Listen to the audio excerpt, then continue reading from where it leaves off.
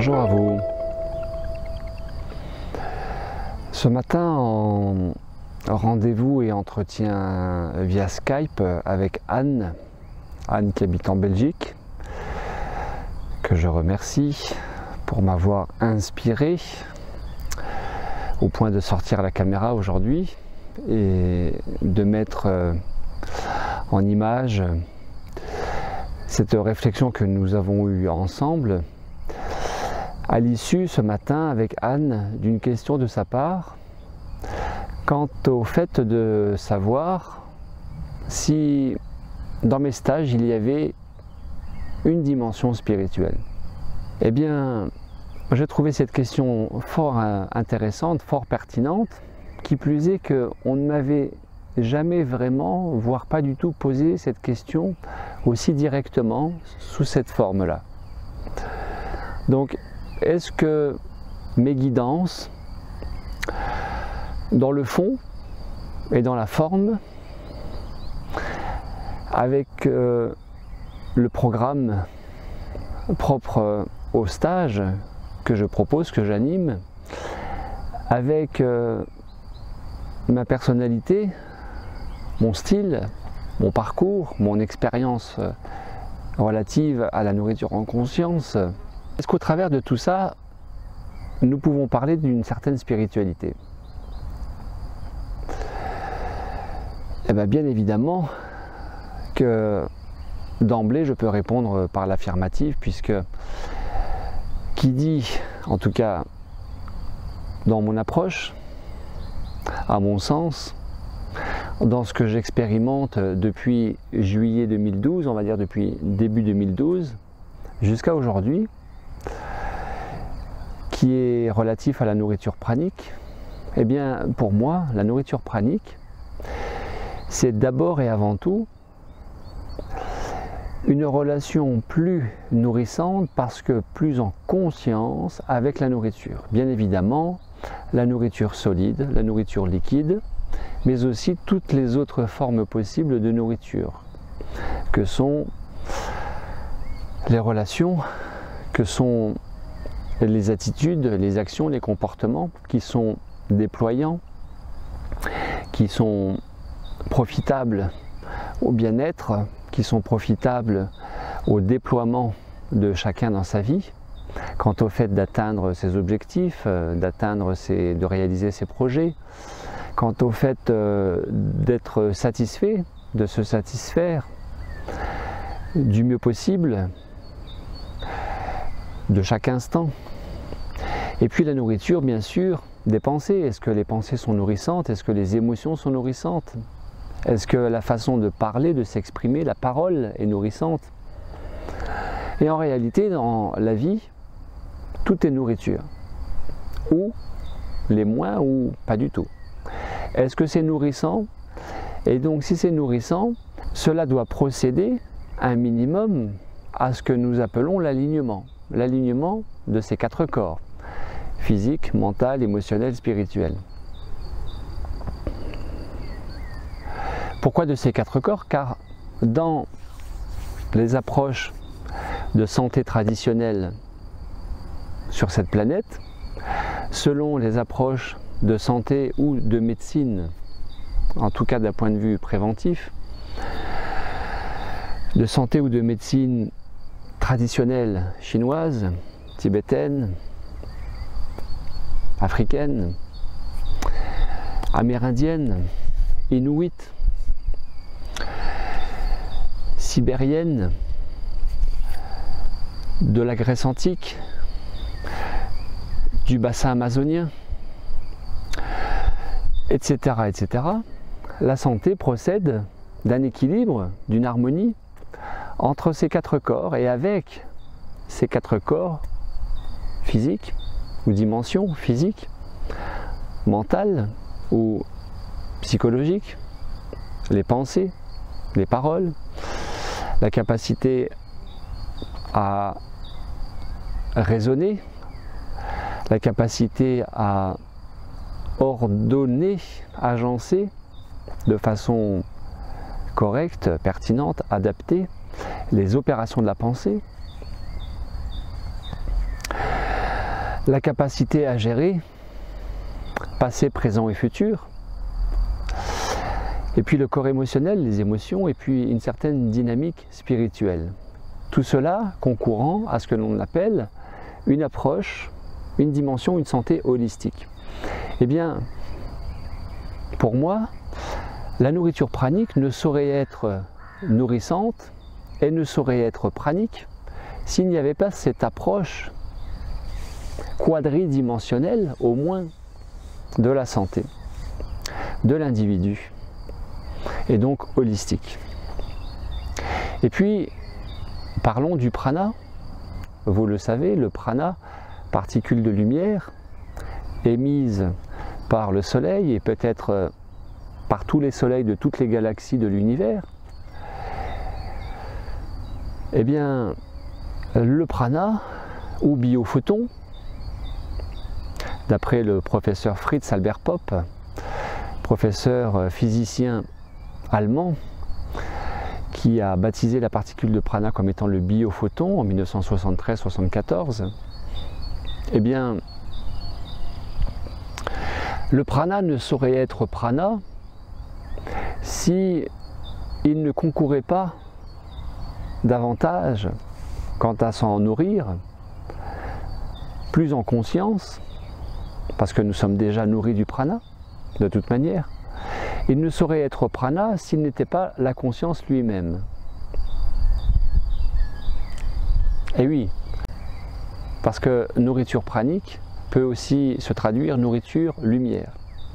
Lumière de ces quatre corps, lumière de ces quatre aspects, la lumière du soleil, bien sûr, qui n'est pas la capacité à voir parce qu'il y a de la lumière, mais la capacité à se nourrir, à capter en conscience cette lumière, qu'il y a aussi dans un placard à balai, la nuit dans la chambre, dans toute pièce obscure et noire, dans une grotte, sans que nous y voyions quelque chose avec les yeux physiques, mais pour autant l'atmosphère est chargée et remplie de prana. Mais aussi le prana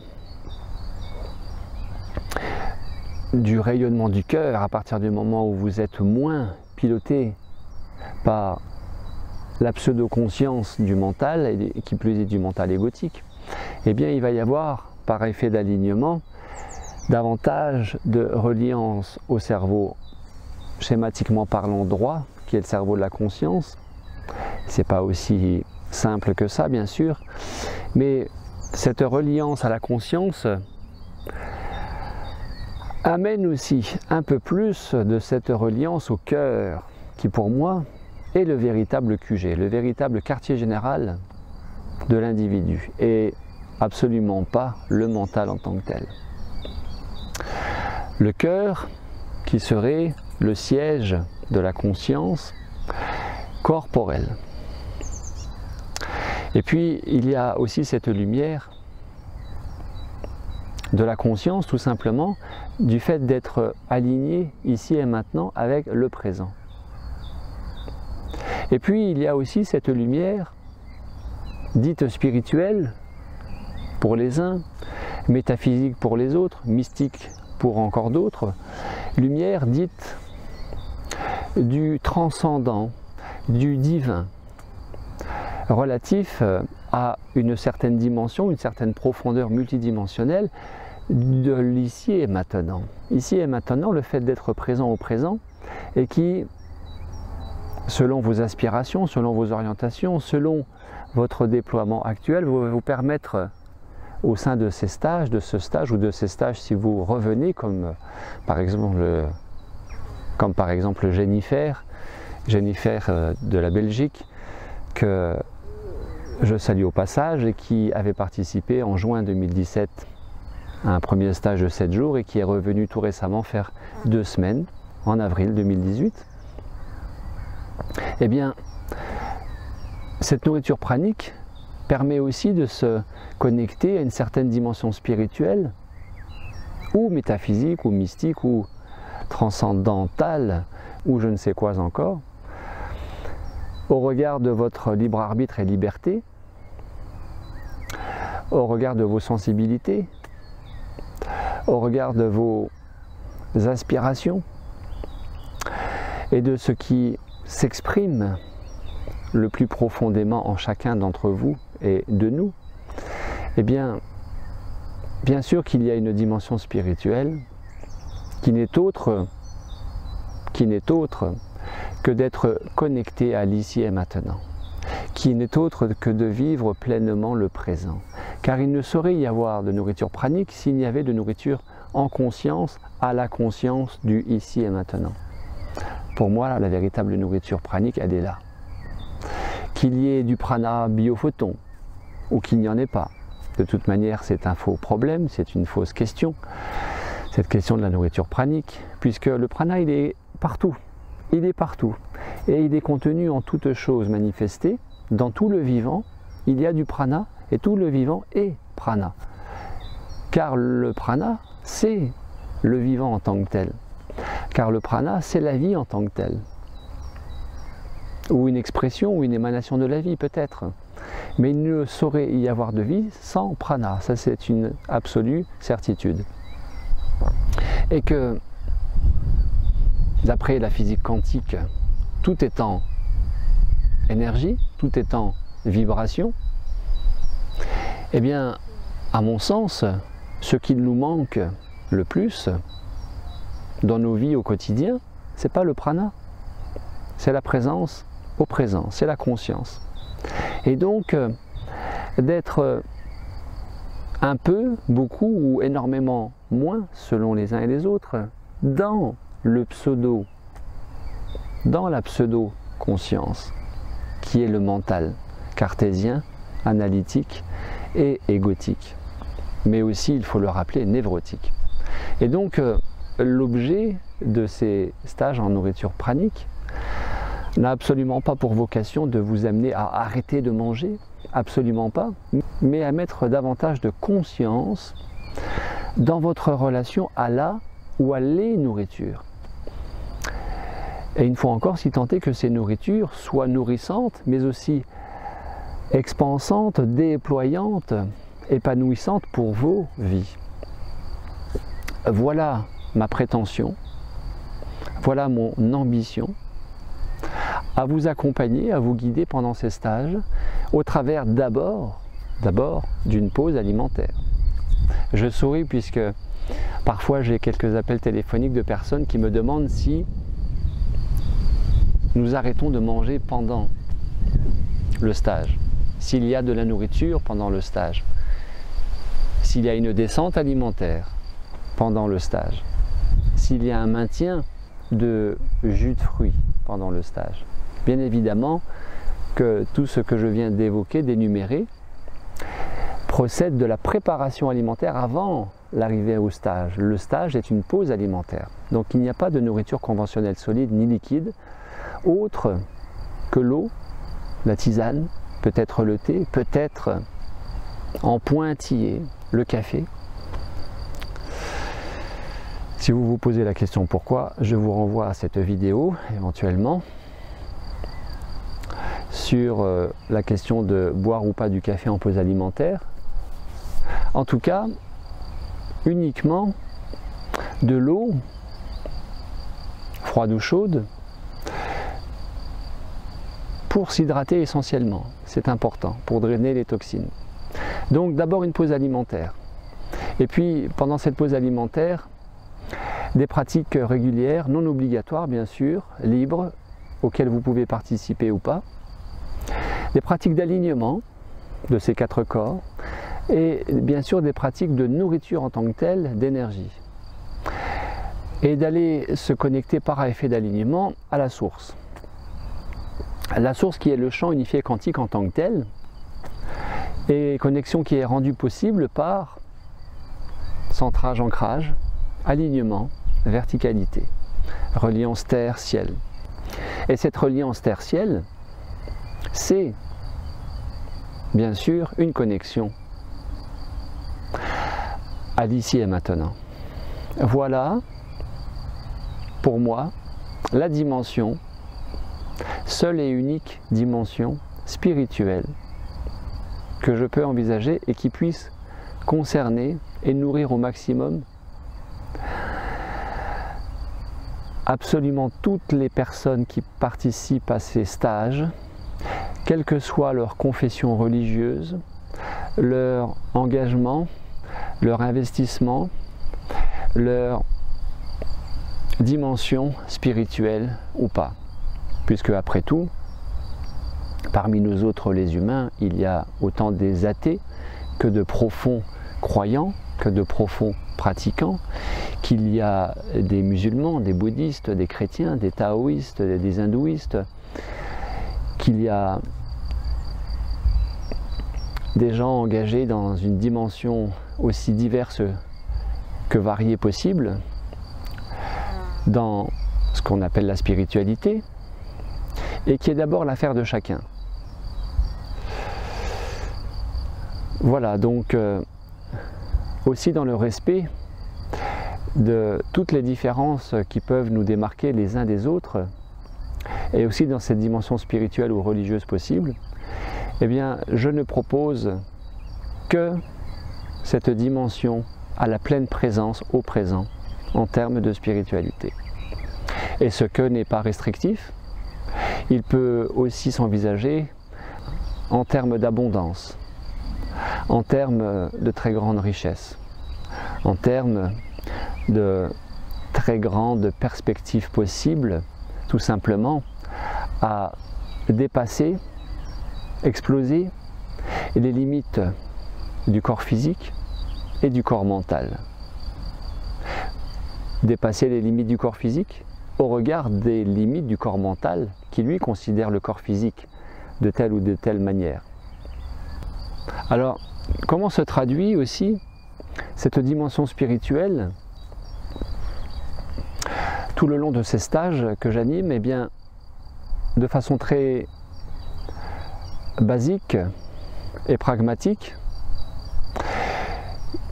Si nous venons de nous réunir pour une pratique par exemple à midi et que je vous propose de nous retrouver à 19 h, c'est inutile de me demander ce que nous ferons, quelle sera la pratique, puisque dans ce cas-là, moi de vous répondre, ce n'est plus vivre au présent, ce n'est plus se laisser vivre ou surprendre par la beauté du présent, qui plus est que je ne décide de rien à l'avance, que je me laisse porter par l'inspiration, liée au fait d'être calé sur l'instant présent.